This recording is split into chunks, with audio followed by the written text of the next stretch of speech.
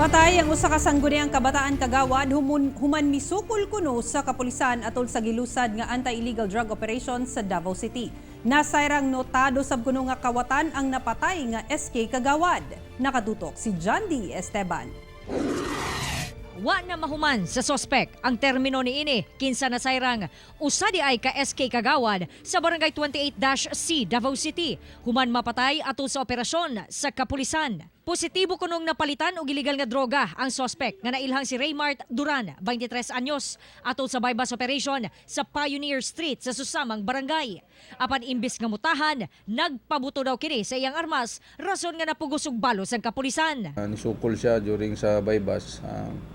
Ito na nagkaroon og pinusilay.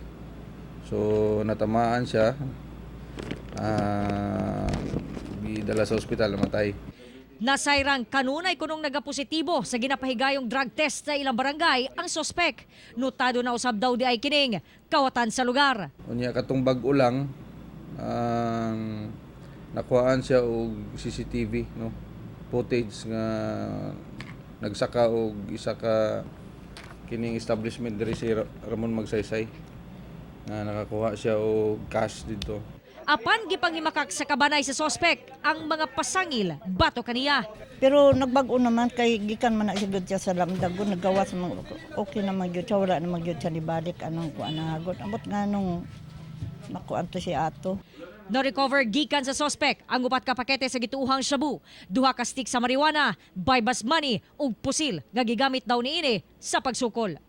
Kauban si Mel Colmenares sa kamera. Ako si John D. Esteban para sa One Mindanao.